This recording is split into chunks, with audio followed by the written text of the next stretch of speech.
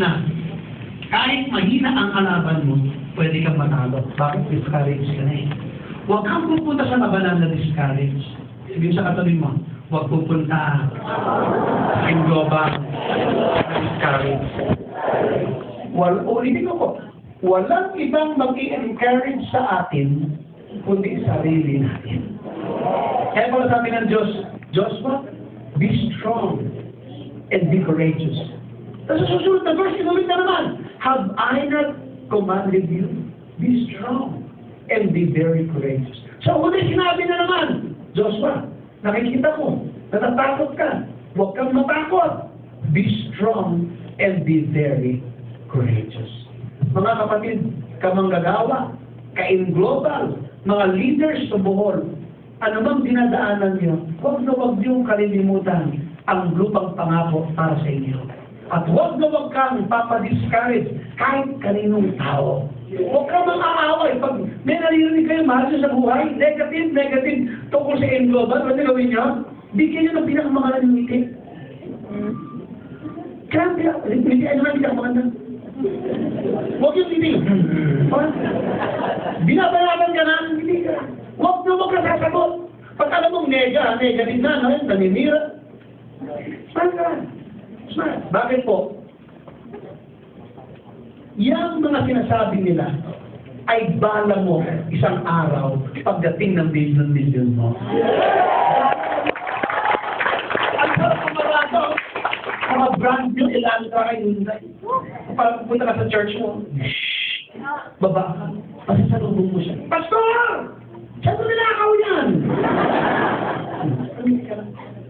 Napakahalaga po na may mga taong ganyan. Hindi pwedeng smooth. May mga Jordan tayo tatawidin. May mga taong taga-Jericho na nananansyaw sa inyo. Ang tunay na leader, hindi nag-e-entertain ng discouragement.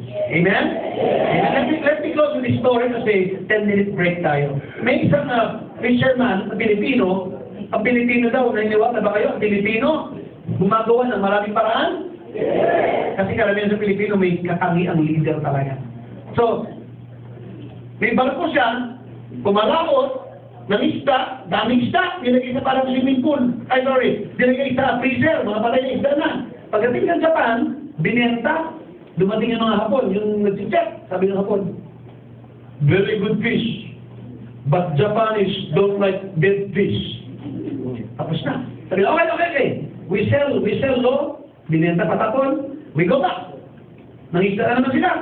Pag-isda, gumawa yung kapitan ng Pilipino. Gawa kayo ng swimming pool sa loob ng barko. Lagyan ng tubig. Nahuli mga isda, puro buhay, dami. Balik sa Japan. Balik sa Japan, sabi, live fish for Japanese. Sabi ng Hapon, very good fish. But the fish, although alive, sabi niya, the skin is pale. Maputla na yung mga isda kasi daw hindi gumagalaw na magandang na. Japanese don't eat pale fish.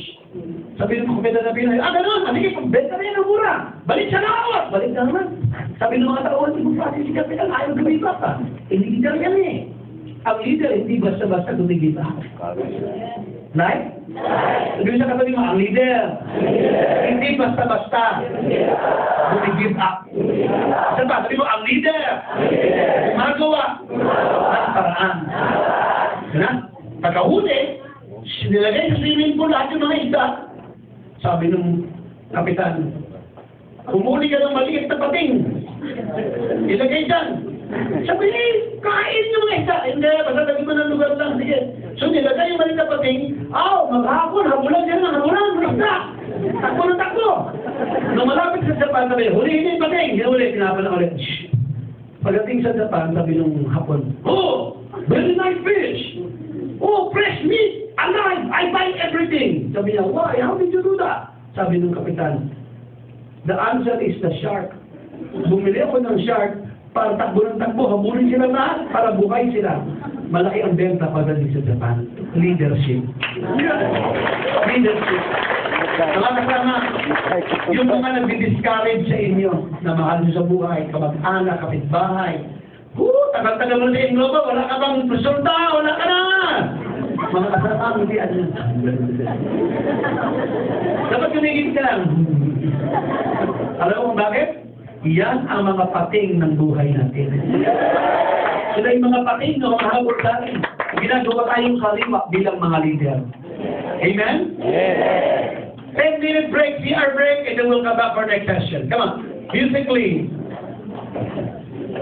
Alam ko kayo mo ng mga sarili niyo. Hey!